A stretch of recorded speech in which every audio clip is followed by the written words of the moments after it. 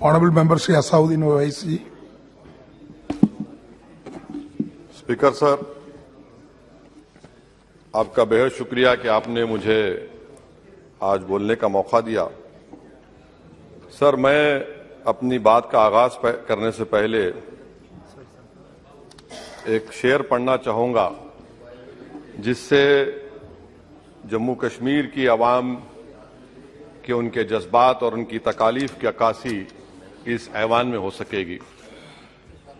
शायर ने कहा कि आज वो कश्मीर है महकूम मजबूर और फकीर, कल जिसे अहले नजर कहते थे ईरान सगीर, सिनाए अफलाक से उठी है आहसोजनाक, मर्द हक होता है जब मरूब व सुल्तान व अमीर, कह रहा है दास्तान बयादारी आयाम की, कोह के दामन में वो गम खाने दे खाने पीर।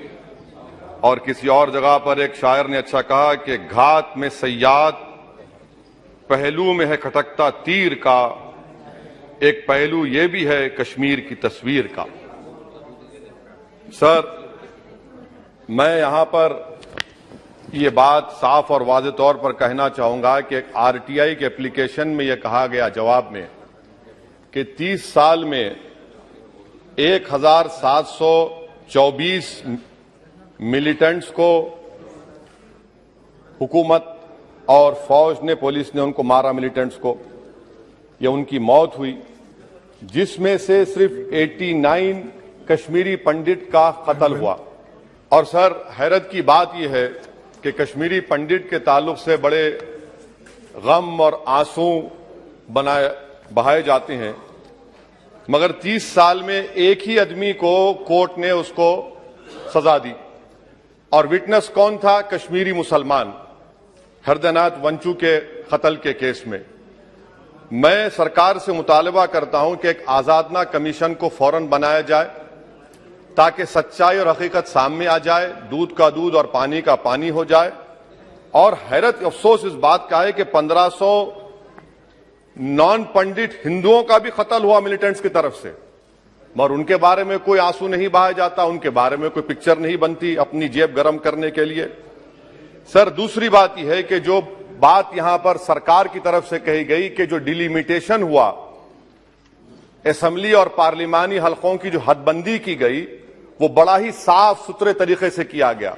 कितना साफ सुथरा था देखिए सर, अनंतनाग को उन्होंने मिला दिया पूंछ और राजौरी से, इतना साफ सुथरा था कि साउथ कश्मीर एक ऐसा इलाका है जो कंप्लीट एथनिकली कश्मीरी है, वहां से आप उसको मिला दिए पूंछ और राजौरी में। अगर दिसंबर में इंतखाबात होंगे तो मुगल रोड तो बंद होगी, तो किसी को आना है तो डोडा, उधमपुर, जम्मू, पूंछ से उसको आना पड़ेगा। कितने डिस्ट्रिक्ट क्रॉस करेंगे? यह आपका साफ सुथरा मुजाहरा है।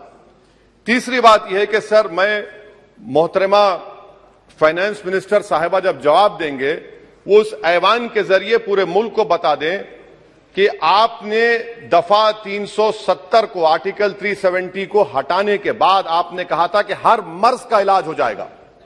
मर्ज का इलाज नहीं हुआ, मर्ज बढ़ गया। जो मर्ज नहीं था पहले, वो मर्ज बढ़ चुका है। मैं आपके जरिए से मोहतरमा फाइनेंस मिनिस्टर साहिबा से जानना चाहूंगा कि इस ऐवान पर आप रख दें कि कितना एक पैसा इन्वेस्ट हुआ नहीं हुआ।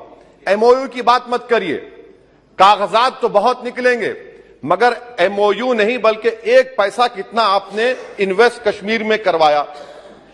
दूसरी बात यह है सर, एक तरफ सरकार बोलती है हम प्राइवेटाइज करेंगे पूरे मुल्क में, एलआईसी और सब चीज, मगर यहां पर हॉर्टिकल्चर को पब्लिक सेक्टर अंडरटेकिंग बना दिया गया। जो कश्मीरी अपना सेब बेचता था, आप उसको कह रहे हैं नहीं अब हम पीएसयू बना दिए। यह आपका साफ सुथरा और आपकी राह दिखाता है। पावर आपका बरखी का, आपने उसको सेंट्रल पीएसयू से जोड़ दिया। तीसरी बात यह सर, आपकी इकोनॉमिक पॉलिसी है क्या फिर कश्मीर के लिए? यहां पर एक पॉलिसी, वहां पर एक पॉलिसी, कौन सी कंटिन्यूएशन है? आप तो यहां पर एक अपना रहे हैं, वहां पर अलग लोग अपना रहे हैं, इसमें कोई इंटीग्रेशन नहीं है। सर, फार्मा ट्रेडर्स पर दावे हो गए, रेट पड़ गया। जो सप्लायर्स है उन पर रेट पड़ गया। टोल पोस्ट खत्म कर दिया आपने। 114 राइस मिल बंद करने के दहाने पर आ गए। इसका जवाब नहीं है सही है गलत है। अच्छा सर, फिर आप देखिए कि एक और बात मैं आपके गोशे गुजार करना चाह रहा हूं कि इकोनॉमिक डिपेंडेंस आप इतना कर दे रहे कश्मीरियों के ऊपर, यानी आप कल ये बताएंगे, मैं खत्म कर रहा हूं सर, कल आप ये बताएंगे कि नहीं नहीं हमने तो इतना पैसा दिया था। सर कि आप ये इकोनॉमिक पॉलिसी क्या है आपकी? और अनएम्प्लॉयमेंट कितना है सर कश्मीर में आज? अनएम्प्लॉयमेंट सर आज कश्मीर में 7.2% है। ऑल इंडिया पूरे भारत में ज्यादा अनएम्प्लॉयमेंट है। तो 370 निकाल के आपने क्या किया सर? अनएम्प्लॉयमेंट वहां और बढ़ गया। अच्छा सर, ये और एक बात आपसे कर रहा हूं, JKIDC सर, ये JKIDC ऐसा आपने एक शैतान को बना दिया आपने, वहां पर एक शैतान को क्रिएट कर दिया आपने JKIDC को। और जमीन किसी की भी ली जा सकती है, पुलिस साथ रहेगी और उसके फैसले को कोर्ट में चैलेंज नहीं किया जाएगा। ये जमहूरियत है ना, जमहूरियत में गलत फैसलों को कोर्ट में चैलेंज करेंगे, माने जमीन किसकी भी ले लेंगे, पुलिस का ऑफिसर साथ देंगे। तो इसीलिए सर हम ये कहना चाह रहे हैं कि हर एतबार से आपने वहां पर कोई गलत पॉलिसी की और अखलाकी तौर पर, आईनी तौर पर कन्वेंशन जो है, ये बजट को यहां नहीं डिबेट करना चाहिए। इस बजट को तो वहां के मुंतखब शुदा अवामी नुमाइंदों को बहस करनी चाहिए। यहां पार्लियामेंट में बैठकर हम एक जम्मू का, कश्मीर का कैसे बजट पास करेंगे? तो गैर अखलाकी बात है, कन्वेंशन के खिलाफ है और इसको बताता है कि आपका मंशा और मकसद क्या है, कि आप यहां पर कठपुतली की तरह कंट्रोल करना चाह रहे हैं। और क्या कश्मीर में मिलिटेंट्स एक्टिविटी नहीं, लोग नहीं मर रहे वहां पर, सिविलियन कैजुअलिटीज नहीं हो रही, बराबर हो रही है वहां पर। तो इसीलिए सर हम आपसे अपील कर रहे कि आप इन हालात को, खत्म कर रहा हूं सर, इन हालात को देखिए। और कश्मीर की जामा मस्जिद को क्यों नहीं खोलते सर? आप खोलिए ना जामा मस्जिद को, आने दीजिए। आपने जर्नलिस्ट फहाद शाह को पकड़ लिया, क्यों पकड़ा आपने? एक नहीं दो यूएपीए केसेस लगा दिए। आप बोलते हैं हम दिल और दिमाग को जीतना चाहते हैं। कहां दिल और दिमाग को जीत रहे हैं आप तो वहां पर अपने जोर और जबर की बुनियाद पर जमहूरी तरीके से जो आवाजें उठ रही हैं उनको दबा रहे हैं आप। मैं इसकी मजम्मत करता हूं सर, और मैं इस बजट के खिलाफ अपने खड़ा हूं बोलने के लिए।